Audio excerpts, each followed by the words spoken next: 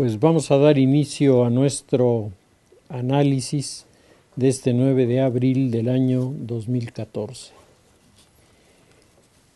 Las semanas anteriores hemos estado comentando el tema de Ucrania y destacábamos cómo hay un juego geopolítico que está manejando Vladimir Putin, y que tiene como propósito específico el extender el dominio de Rusia sobre un área que tradicionalmente los rusos han manejado y la han manejado a través de la fuerza. Es decir, Rusia siempre ha tenido concentraciones militares sobre el territorio del Cáucaso, por decir algo, porque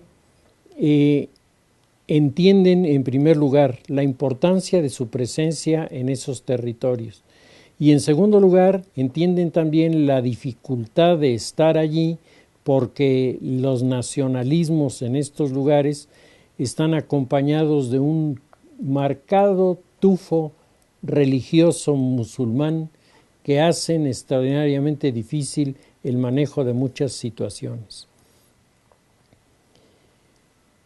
Leyendo el semestre pasado un texto que me hicieron favor de obsequiar sobre que se llama Las cenizas de los imperios, me sorprendió el encontrarme con toda una serie de movilizaciones militares en el siglo XIX, de las cuales normalmente nosotros no tenemos noticia porque esa área del mundo la consideramos, valga la expresión, de otro mundo y no del nuestro, y por eso es que no nos interesamos, pero me encontré con algunos cuadros en las imágenes impresas de soldados rusos enfrentándose a los nacionalismos en la zona del Cáucaso y me recordaron las imágenes del ejército británico peleando contra los africanos,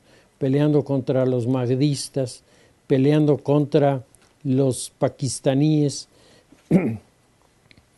y además no solamente los uniformes y la escena se parecía, sino que los conflictos nacían por la misma causa, por la búsqueda de espacios geopolíticos de dominación.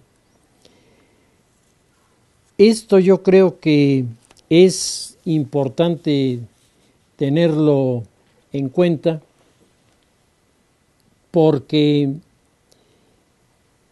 los analistas nos dicen que Rusia está con Putin desarrollando un discurso nacionalista y estatista que entusiasma a los que son partidarios del modelo del autoritarismo y al mismo tiempo Putin está desdeñando todo intento de diálogo con Europa y con Estados Unidos y el argumento que utiliza Vladimir Putin no es un argumento geopolítico, económico, militar. Putin sabe manejar muy bien estas cosas.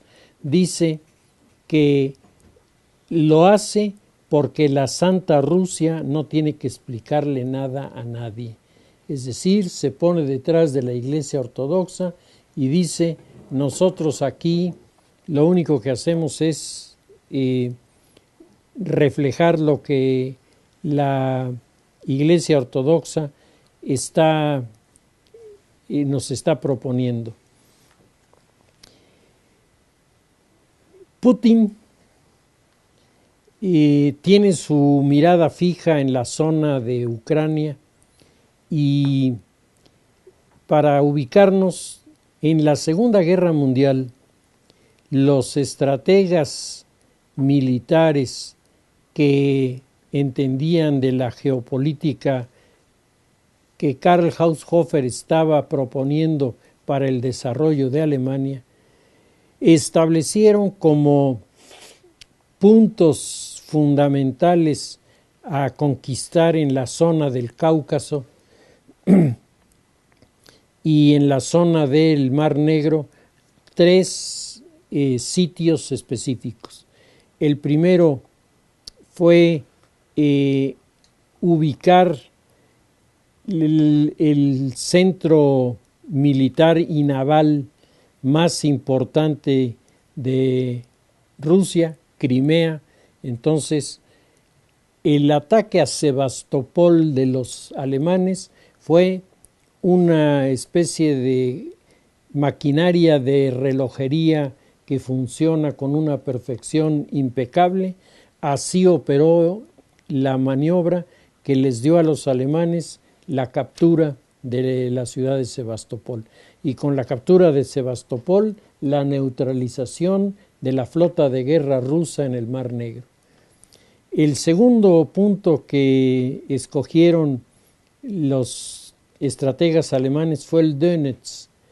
El Donetsk es una de las regiones productivas más importantes de Ucrania, que además tiene toda una red de ríos que sirven para la comunicación y para el transporte y que han sido utilizados desde antes de la Edad Media y han constituido bases muy importantes para el desarrollo de centros de producción y al mismo tiempo de distribución de bienes. En los últimos días nos hemos encontrado con imágenes en las que enmascarados de repente comienzan a exigir la autonomía del Donetsk frente a Ucrania. Es decir, le quitan primero la Crimea, luego le quitan el Donetsk, pero Donetsk no es cualquier lugar, es uno de los lugares privilegiados de Ucrania por su desarrollo de tipo tecnológico. Y el tercer lugar que los alemanes escogieron como el punto neurálgico para dominar con sus blindados la zona es Kharkov. Y en Kharkov comienzan a aparecer ya síntomas de que Putin está alentando por abajo los movimientos nacionalistas. Si para los geopolíticos alemanes la Crimea, el Donetsk y Kharkov representaban el control de la zona del Cáucaso, yo me pregunto cuál es la diferencia de que los tanques sean los T-34 rusos y no los Panzers alemanes. Simplemente cuando el diagnóstico estratégico está bien hecho, los resultados, no importa quién haga la maniobra, pues serán muy parecidos. Y la que fuera primera ministra de Ucrania, Julia Timoshenko, ha anunciado que Ucrania está enfrentando una ofensiva de parte de los rusos que están manejando los alzamientos con una habilidad muy grande, porque en lugar de enviar soldados, que si enviaran soldados la gente se rebelaría, lo que están haciendo están enviando agentes que van por abajo, que llevan mucho dinero, que llevan muchas cosas que regalar, que seducen a los líderes, los entusiasman con el proyecto de la autonomía, y la autonomía será con respecto a Ucrania, pero inmediatamente adquieren una nueva dependencia que es Moscú. Pero eso la gente no lo ve, la gente se va con el señuelo de que se están conquistando con estas máscaras y con unas armas totalmente primitivas, se está conquistando la libertad de esos lugares. Rusia entendió también la importancia que tenía Kharkov, que los efectivos más importantes y numerosos del arma blindada de los soviéticos en la Segunda Guerra Mundial se concentró en Kharkov, en donde se libró la batalla de tanques más grande de toda la historia. Fue una super batalla, precisamente porque los alemanes y los rusos, los dos entendían que este era el punto de conexión con las rutas del interior del mundo asiático, y que por lo tanto tenía que ser detenida la presencia de los alemanes. Todavía hoy los historiadores no se ponen de acuerdo de quién ganó la batalla de Kharkov. Lo que hay son los números impresionantes de vehículos blindados de un lado y de otro que combatieron, la ferocidad con la que se combatieron entre sí, y los analistas y revisores de la historia alemanes dicen que fue la última batalla que los alemanes ganaron después de Stalingrado. Después de esta batalla no volvieron a ganar ninguna. Los analistas y seguidores de la historia del lado de los rusos dicen: ni con todo el esfuerzo de sus tanques los alemanes pudieron ganar la batalla de Kharkov. Independientemente de estos debates de orden académico, en la práctica lo que se puede decir es que después de la batalla de Kharkov, los alemanes predominaron, mientras Hitler no tuvo la brillante idea de retirar a los blindados para hacer maniobras defensivas, que era lo único que Hitler entendía de la estrategia militar.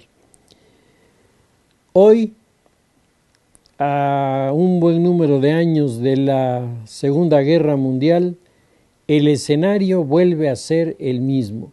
Se disputan la Comunidad Europea, por un lado, que está encabezada por Alemania, y por el otro lado, los rusos. Se están disputando los 3 puntos comentados en el escenario de la Segunda Guerra: la Crimea, que ya se la anexaron los rusos, el Donetsk, que están en proceso y Kharkov, que ya comenzaron.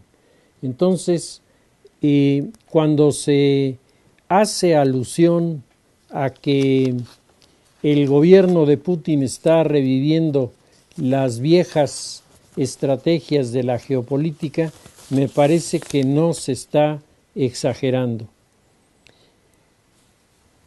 Seguramente Putin, frente a los acontecimientos a los que estamos haciendo referencia, debe estar buscando alguna explicación hacia afuera, debe tener alguna coartada, por llamarle así, para poder actuar de esta forma.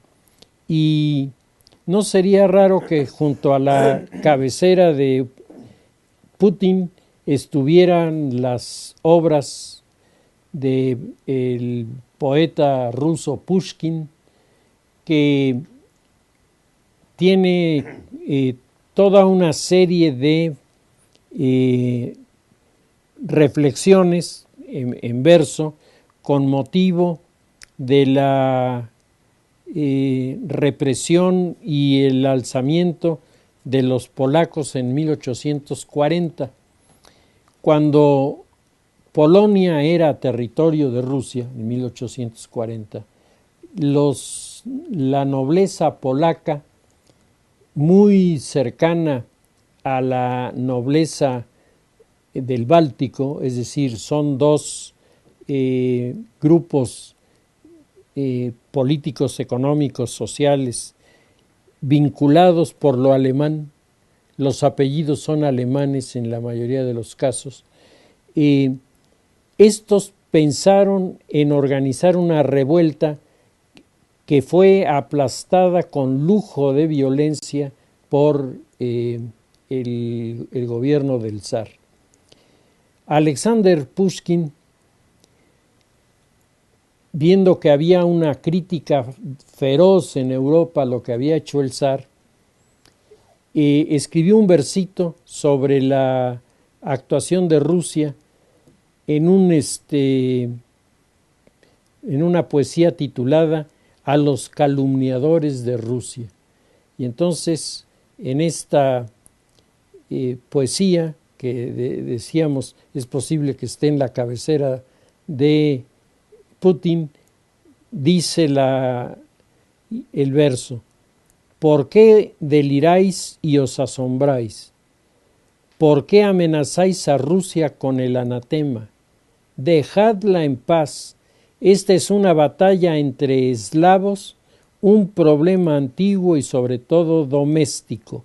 Así pues, es una cuestión que no podréis decidir vosotros.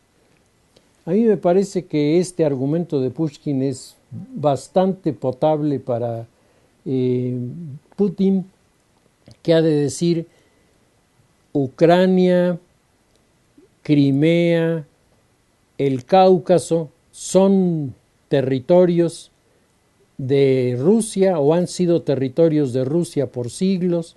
Este es un problema de eslavos, dejen que los eslavos lo resuelvan y ustedes métanse en sus propios asuntos. Que es el talante con el que Putin ha estado enfrentando las críticas que le están haciendo sobre su comportamiento. Por otro lado, los analistas de la OTAN están marcando que Putin está tratando de cambiar la cartografía de la región, está tratando de reflejar en los mapas la influencia y la presencia tradicional de Rusia a lo largo de los siglos.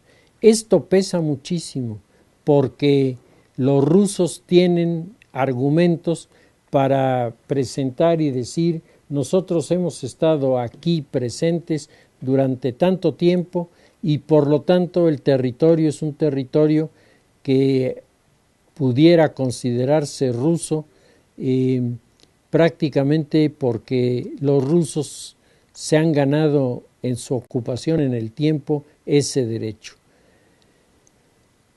La Comunidad Europea entiende el asunto, está intentando respaldar a la antigua primera ministra de Ucrania, pero en Europa en este momento el clima no es un clima cooperativo, no es un clima de ayudar, de tender la mano, con excepción de Alemania, que ha logrado manejar su incorporación al nuevo proyecto económico exitosamente.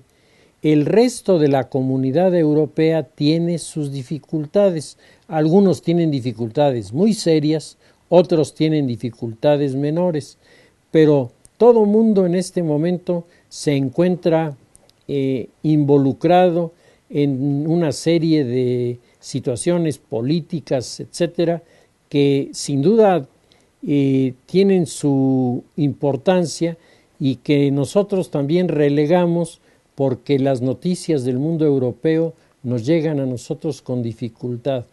Pero dentro de los datos más sobresalientes del último domingo tenemos las elecciones en Francia y las elecciones en Hungría.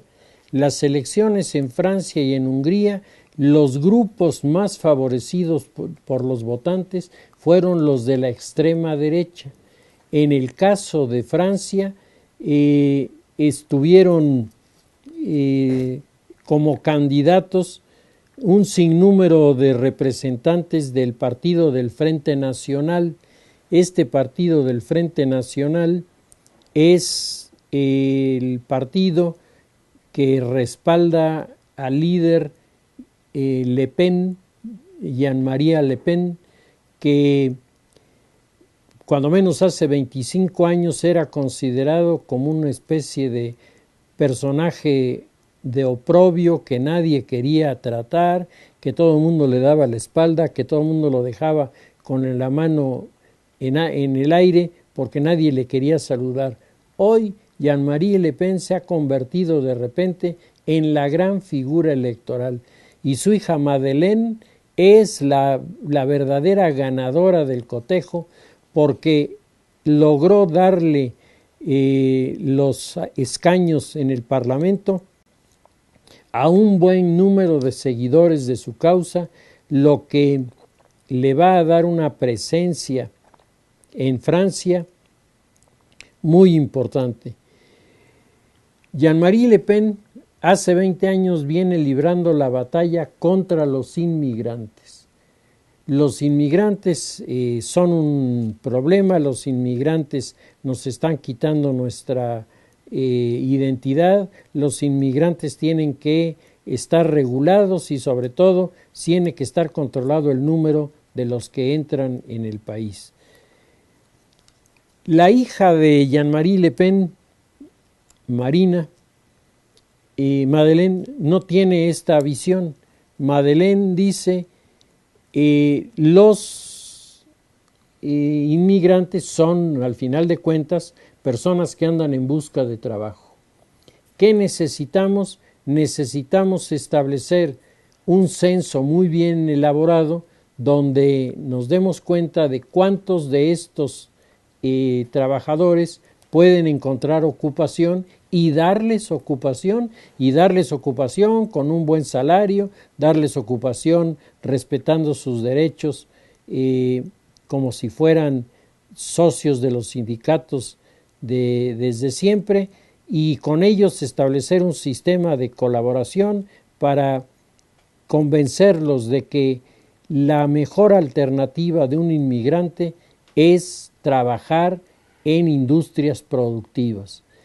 Entonces, el discurso de Madeleine ha resultado atractivo, ha atraído votos de una cosa que parecía increíble, de los migrantes. O sea, los migrantes han votado por ella, no votaban por su papá, pero por ella sí votan, porque con una percepción bastante más sensata, esta mujer está abriendo puertas y lo que está marcando es que los migrantes, así como tienen el derecho a ser tratados como cualquier francés en lo que se refiere al tema de sus derechos, también tienen la obligación de respetar las costumbres, las tradiciones y la religión de Francia. Entonces, lo que ella plantea es una especie de acuerdo entre el mundo de los migrantes, la mayoría de ellos musulmanes, diciéndole, ¿quieres venir a trabajar? Yo tengo trabajo y te lo doy.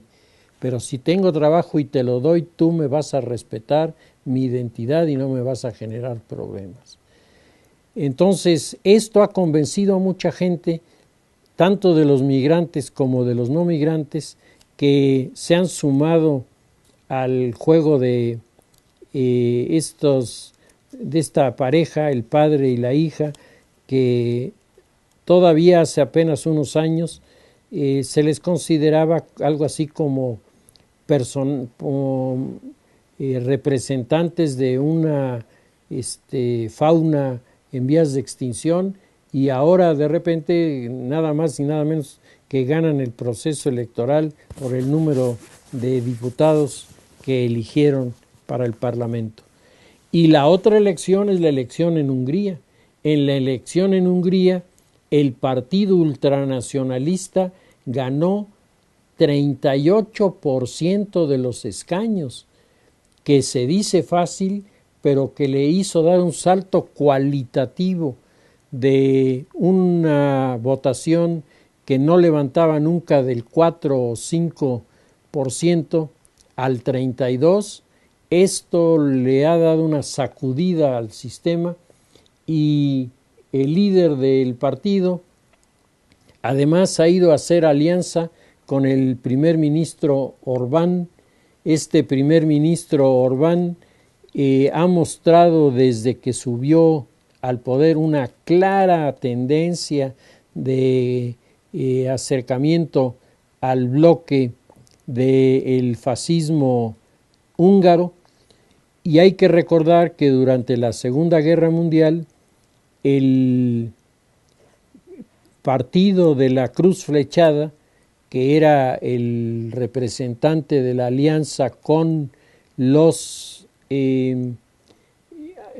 alemanes, fue un partido que logró penetrar profundamente en la estructura intelectual de los sectores populares de Hungría.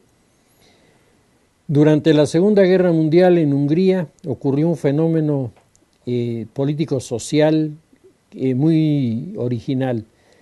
Los miembros de la aristocracia húngara se definieron básicamente a favor de la socialdemocracia y jugaron dentro de los esquemas de la estrategia socialdemócrata de la época.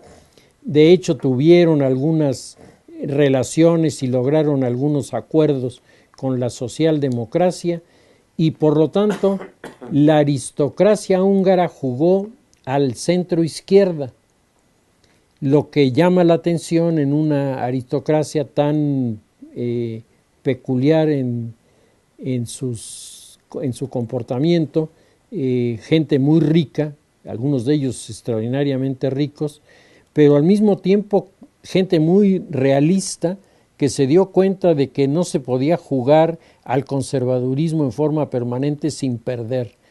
Ya el conservadurismo lo habían jugado mientras estuvieron ganando, ahora el conservadurismo perdía, entonces se apostaron por la socialdemocracia.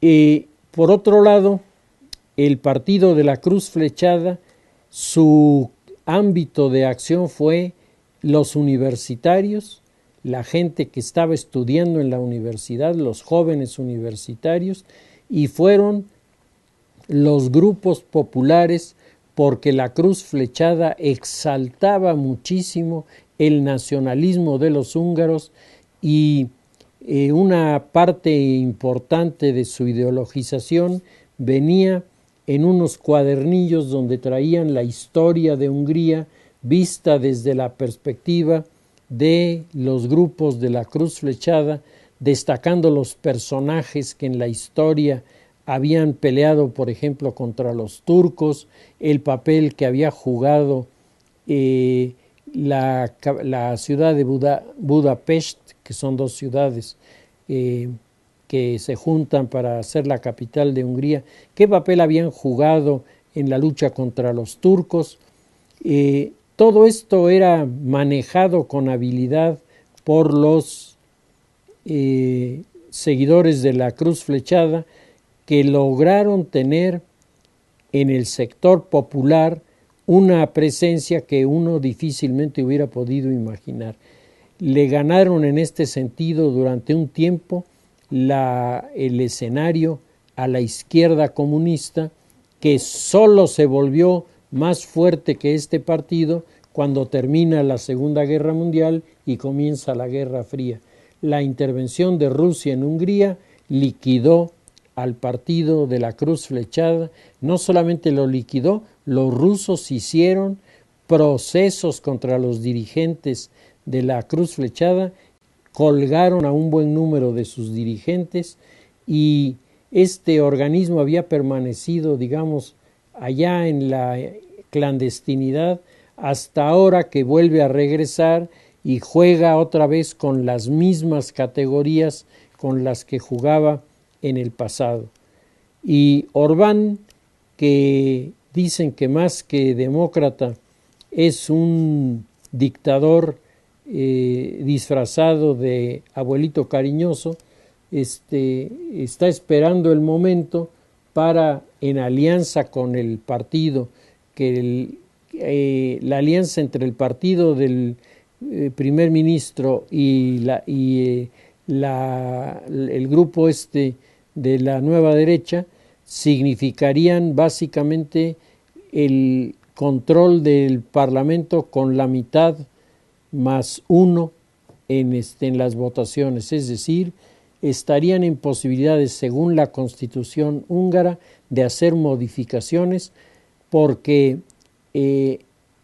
si el jefe de gobierno lanza un decreto y el decreto es aprobado por el 50% más uno de los miembros del Congreso, el decreto procede. Entonces el jefe de gobierno podría manejar la política a base de decretos. Es un asunto que no es muy popular, pero es totalmente legal en Hungría y pudiera funcionarles. Bueno, pues el escenario, como dicen los críticos, está cambiando la cartografía, nos está mostrando caras nuevas, posturas nuevas, situaciones que se van modificando, y en medio de los avances y los proyectos de los rusos, pues están los proyectos de todos los demás.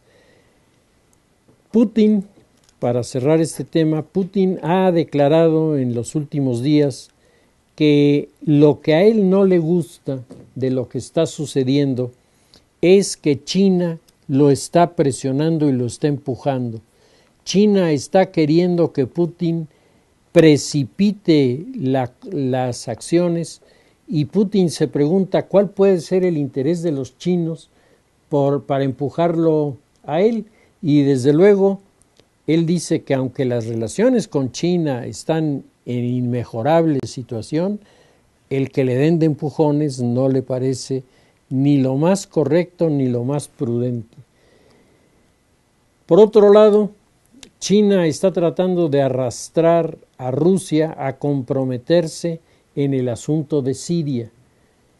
Siria es uno de esos casos que se ha quedado, yo creo que lleva más de un año ya la guerra civil en Siria, y el número de muertos es elevadísimo. Por cierto, el día de ayer apareció la nota, Federico Lombardi, vocero del Vaticano, lamentó el asesinato del sacerdote jesuita holandés Frans van der Lugt, un hombre de paz que con gran valentía y en situaciones extremadamente riesgosas quiso seguir siendo fiel al pueblo sirio, al que había dado desde hacía mucho tiempo su vida y su asistencia espiritual. El asesinato de este sacerdote jesuita es un golpe bajo la línea de flotación a todos aquellos que estaban buscando una solución negociada en el caso de Siria. Ahora no queda más que la confrontación. La pregunta es, ¿quién mató a alguien como este hombre que llevaba tantos años trabajando en Siria buscando los mecanismos de negociación? En un escenario tan confuso como el del Medio Oriente, resulta un poco o un mucho arriesgado decir quién puede ser, pero en el esquema que estamos analizando, cualquiera de los grupos fundamentalistas hubiera deseado tener la oportunidad de eliminarlo, porque él era el que estaba como en medio de los grupos diciendo: vamos a sentarnos, vamos a hablar, este asunto se arregla platicando y no dándonos de balazos. Lo eliminan, y ahora los que pensaban en los balazos pues van a recurrir a los balazos.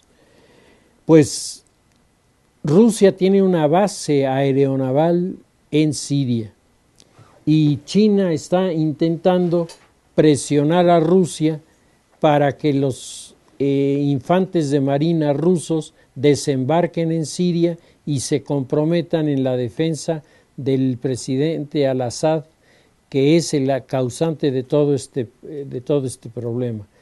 Desde luego Putin se da cuenta de que esto es una solución inviable, que esto no significaría para él la menor ventaja, y que por el contrario lo dejaría presentado ante el mundo como un buscapleitos que anda tratando de brincar de aquí para allá para lograr acercar a la gente a su línea de acción.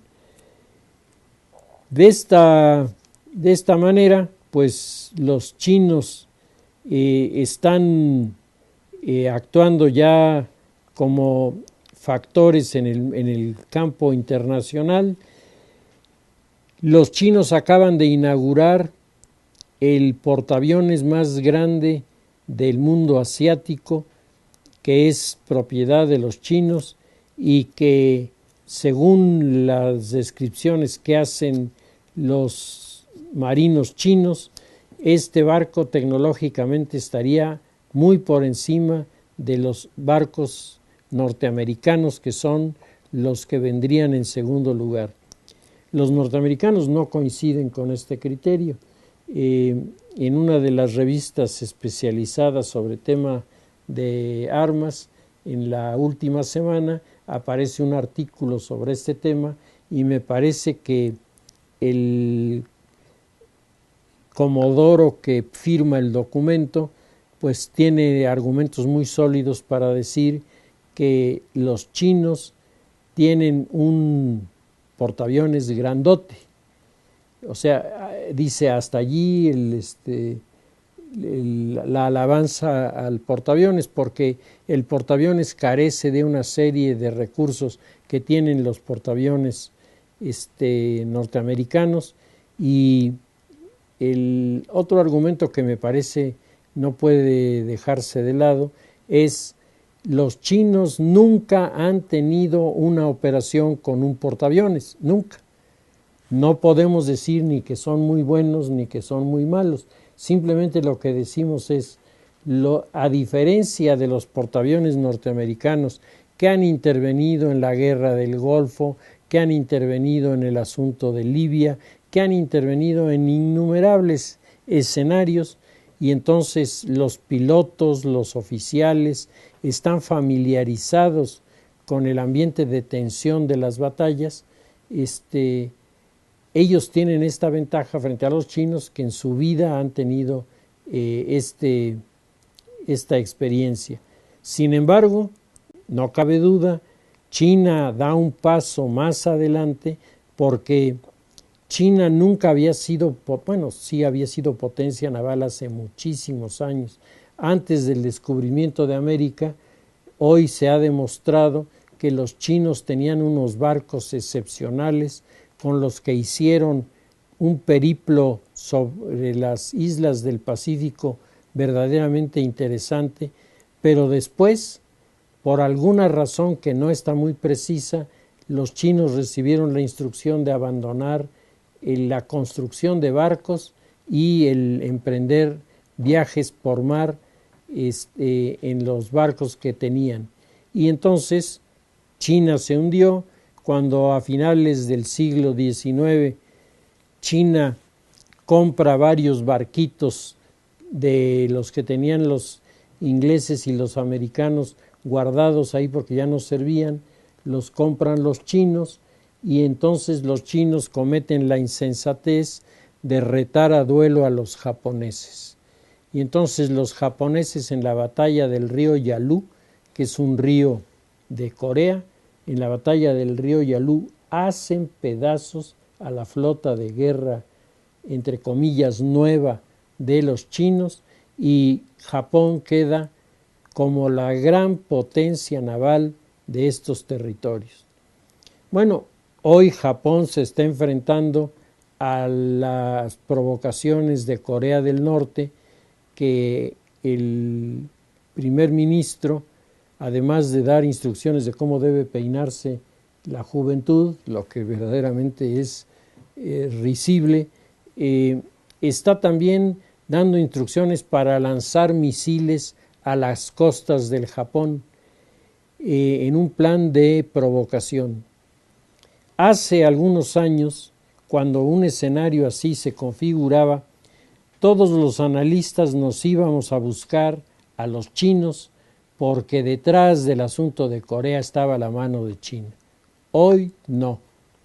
Hoy el nuevo gobierno de China ha pedido en forma explícita a los coreanos dejen de bombardear el litoral de los japoneses, y ha mostrado el nuevo primer ministro de China su desacuerdo total con las decisiones que en este sentido está tomando el folclórico primer ministro de Corea del Norte.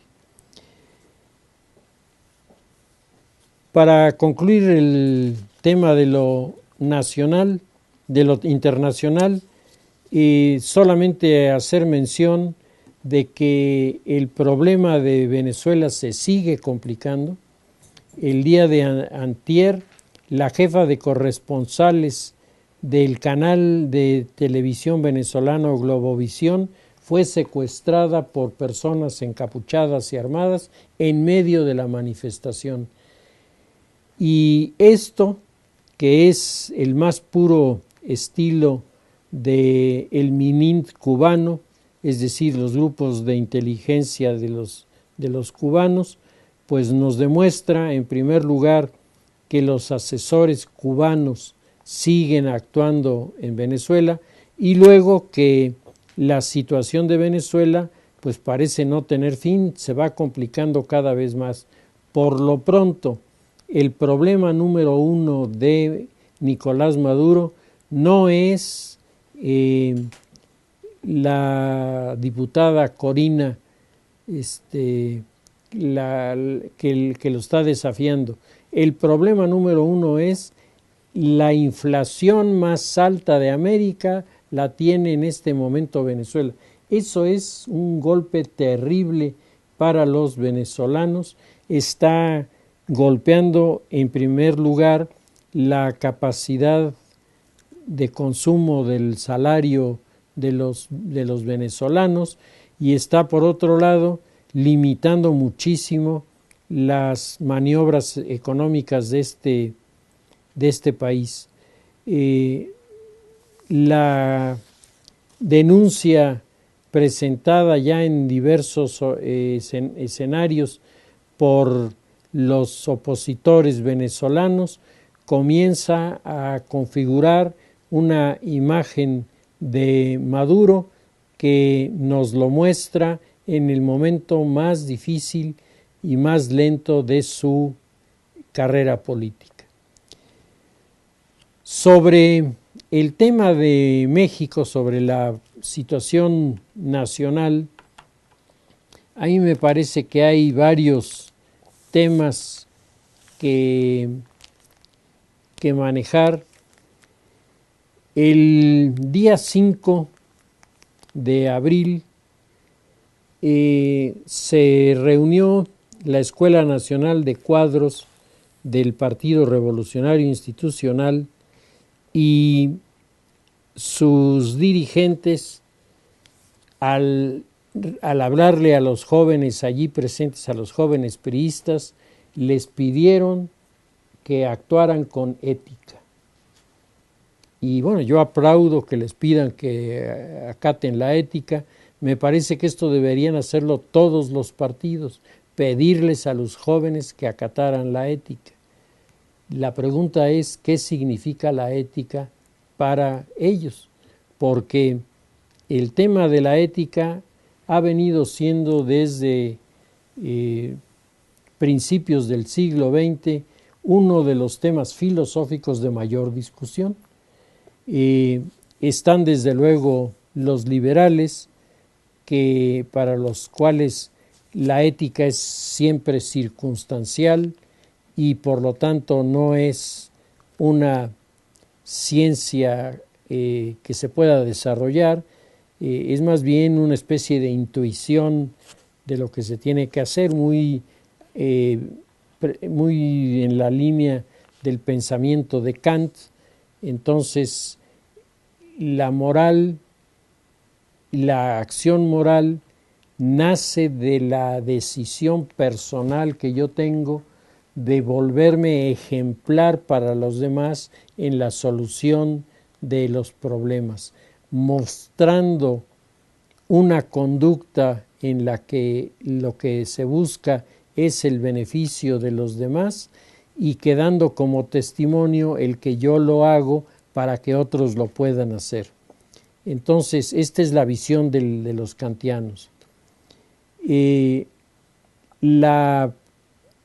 contenido del pensamiento ético kantiano no viene acompañado de los valores en la plenitud. Reconoce que la honestidad, reconoce dos o tres realidades que son comunes a todos los principios éticos y dice, bueno, pues si tú vas a ser ético, apréndete esto y actúa de tal manera que los demás quieran seguirte porque tu ejemplo es un ejemplo que mueve. Los liberales dirán, la moral es un árbol que da moras y por lo tanto nos tiene sin cuidado. Lo que nos interesan son los resultados. Y la aplicación de la moral de resultados es sumamente delicada porque es uno de los planteamientos que necesariamente deriva en los abusos porque lo único que cuenta pues son los resultados. Otras visiones éticas en las circunstancias actuales pues están totalmente desplazadas. La visión ética del cristianismo ha sido severamente cuestionada y es rechazada sobre todo por los grupos de línea socialista, liberal, anarquista, pero cuando el PRI le está pidiendo a sus jóvenes que sean seguidores de la ética, yo me pregunto de qué ética les estará hablando, porque eso sería importante explicitar. Contrasta terriblemente la noticia de los dirigentes del PRI pidiéndole a sus jóvenes ser éticos frente al presidente del PRI del Distrito Federal, que resultó un pillo que tenía el control de una red de trata de blancas y que el hombre se había creado una serie de privilegios y prebendas que lo descalifican realmente dentro de la sociedad. Y lo más impactante es que este personaje que tiene su puesto totalmente garantizado desde hace un buen número de años, el hombre es hijo de una de las figuras más polémicas del Distrito Federal, el líder de los pepenadores, que tuvo una vida turbulenta, pero que tuvo sin duda toda una serie de prebendas y privilegios que el Partido Revolucionario Institucional le otorgó. La pregunta es si a Cuauhtémoc Gutiérrez de la Torre se le permitieron todas estas situaciones hasta que fue denunciado públicamente, ¿cómo les van a pedir a sus jóvenes que actúen con ética? Si el partido había tolerado durante tanto tiempo. Me parece que el asunto es complicado. Me parece, por un lado, que es bueno que estén pidiendo que haya ética. Esto me parece que es muy importante y yo creo que en lugar de descalificar el que lo hagan, nosotros tendríamos que privilegiarlo y decirle qué bueno que les exigen ética, ahora díganos qué cosa es la ética, para que podamos saber qué le podemos exigir o qué les vamos a exigir a estos jóvenes el día de mañana. Y me parece que personajes como este presidente del PRI, que fue atrapado con las manos en la masa en esta situación de corrupción, si continúan en la impunidad, no se crean las condiciones para que la ética, por buena que sea la que se les enseñe a los demás, pues finalmente funcione con algún resultado, porque pues se ha venido garantizando la impunidad y con ello la ruptura de los principios éticos regidos por la ley, porque los principios éticos nos dicen qué tenemos que hacer con nuestra conducta, y de lo que nosotros hacemos con nuestra conducta, si nos equivocamos o lo hacemos mal, quien nos reclama es la ley. Entonces, si alguien transgrede las normas más elementales de la ética y no es sancionado, pues el resultado es que a nadie le va a importar la ética, porque a mí no me va a pasar nunca nada.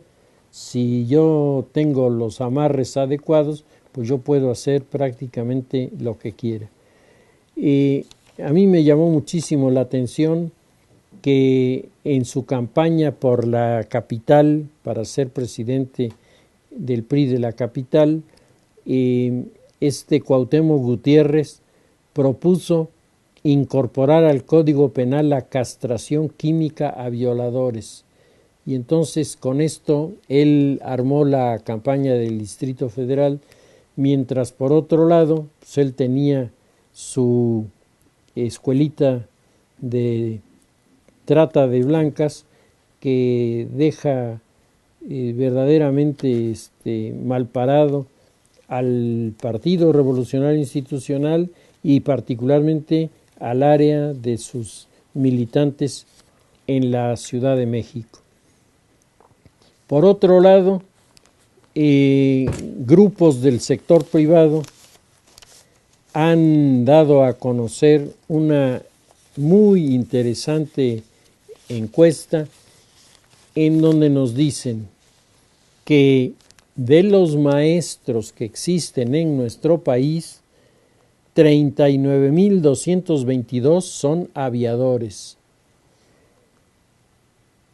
30,695 están comisionados y por eso es que no dan clases, 113,259 ubicados en otros centros de trabajo y 114,998 jubilados, retirados o fallecidos, pero todos ellos están pagados con nuestro dinero. Este desfalco es mucho mayor que el de Oceanográfica y la Línea 12 juntos. El censo de escuelas, maestros y alumnos de educación básica y especial demuestra que el robo del siglo se comete cada año en la nómina magisterial. Revelar no es resolver. Exigimos a las autoridades federales, Secretaría de Hacienda y Secretaría de Educación y locales, gobernadores, dar fin a este atraco en contra de la educación pública y de los mexicanos y aplicar estos recursos a favor de los niños y la reparación de sus escuelas. Por otro lado, la cantidad de artículos que aparecieron sobre el tema es impresionante. Los estados, nos dice el periódico Reforma el día de ayer, desinflan la reforma educativa, violan la ley federal y se exceden. Los congresos estatales interpretaron a su gusto la reforma educativa. Y esto no puede ser, porque si cada estado le da a la educación la interpretación que a él le parece correcta, independientemente de que lo sea o no, se va a tener atomizado el concepto de la reforma educativa y entonces va a perder su efecto sobre los estudiantes. Por otro lado, la violencia de los normalistas en Michoacán y ahora ya en Oaxaca comienza otra vez a crecer. Y entonces la sección 22 de la Coordinadora Nacional de Trabajadores de la Educación, CENTE, no solo quiere su propia reforma educativa, sino quiere su censo magisterial. Por lo tanto, dicen que el otro censo no vale y que ellos quieren hacer el suyo porque ellos sí saben hacer ese trabajo. La dirigencia de la sección 22 acordó que en las mesas de negociación con los gobiernos federal y estatal se defienda la asignación automática de plazas a los normalistas. Además, se definió la ruta que habrán de seguir las negociaciones de las peticiones de los normalistas. Primero van a celebrar una reunión interna para redactar la minuta, luego en la negociación garantizar la contratación de todos los normalistas e integrar a los estudiantes a las mesas de trabajo. La presencia de los grupos de estudiantes de la carrera magisterial nos los presenta tratando de irrumpir en las instalaciones de la Dirección de Educación Superior y Tecnológica de la SEP para exigir que los institutos tecnológicos de Oaxaca, a cargo de la recién creada sección 61, pasen a la sección 22. Detecta el censo de la SEP 39,000 aviadores. Y hay un artículo muy interesante de Sergio Sarmiento. Sergio es un hombre liberal, pero es una gente muy pensante. Dice, maestros aviadores, y trae una cita del educador argentino Faustino Sarmiento, que dice, las escuelas son el pilar de la democracia y los maestros los guías capaces de dirigir el corazón de los niños. Dice que parecería muy sencillo destituir a quien cobra un sueldo de maestro sin enseñar. En México, sin embargo, nada es sencillo. En muchos lugares los sindicatos tienen todo el poder. No hay gobernante que se atreva a enfrentárseles. El fraude a los contribuyentes y a las familias poco les importa. Esto no solo es un fraude gigantesco contra los contribuyentes que pagamos impuestos con la idea de que el dinero se utilice cuando menos en parte para cubrir los gastos de la educación, sino para los mexicanos más pobres.